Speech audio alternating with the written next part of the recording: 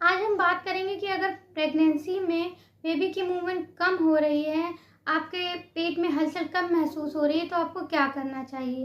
Pregnancy में baby का movement कई वजह से कम हो सकता है या रुक सकता है। जैसे कि पानी की कमी की वजह से, आजकल बहुत ज़्यादा गर्मी भी पड़ रही है, तो पानी की कमी की वजह से हो सकता है। कई बार शुगर लेवल कम होने की वजह से भी हो सकता है। कई बार बच्चे की ग्रोथ अगर सही से ना हुई हो तो भी बेबी का मूवमेंट आपको कम महसूस हो सकता है। और कई बार बच्चे को ऑक्सीजन सही से ना पहुंच पा रही हो, तब भी बच्चे का मूवमेंट कम होता है।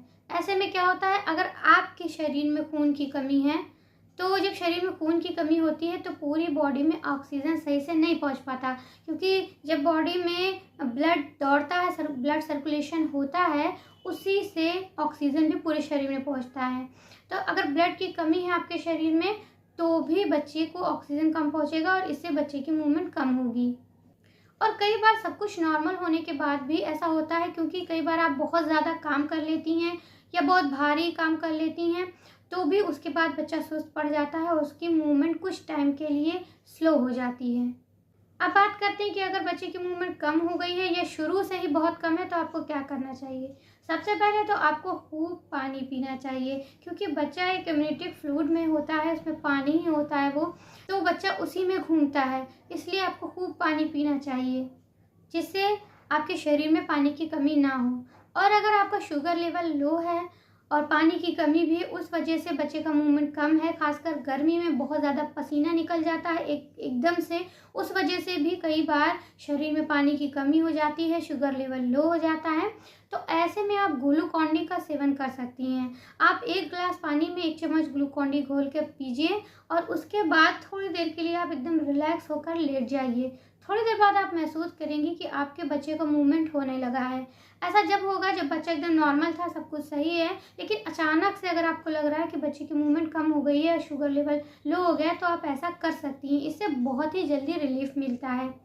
और इसके अलावा अगर आपके शरीर में खून की कमी है, तो आप अनार का जूस पीजिए, चुकंदर आप खाइए, उसका जूस पी सकती हैं। आप खजूर खूब खाइए। इन सभी चीज़ों के करने से भी शरीर में खून की कमी दूर होती है और बॉडी में ऑक्सीजन अच्छे से पहुंचता है, जिससे बच्चे की मूवमेंट सही हो जाती है।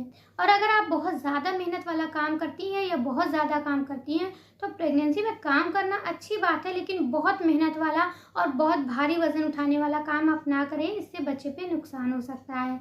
और उसके अलावा कई बार ऐसा भी होता है कि आपने ये फील किया होगा कि बच्चा दिन में तो कम चलता है, कम मूवमेंट करता है और रात में चलता है। तो ऐसा इसलिए भी होता है कि जब आप दिन में चलती फिरती रहती हैं, काम करती रहती हैं, चारों तरफ से आवाज़ें आती रहती हैं, तो बच्चे को उसकी आदत हो जाती है। और बच्चा जब आप चलती फिरती हैं तो बच्चे को एक झूले सा फील होता है और बच्चा सोता रहता है।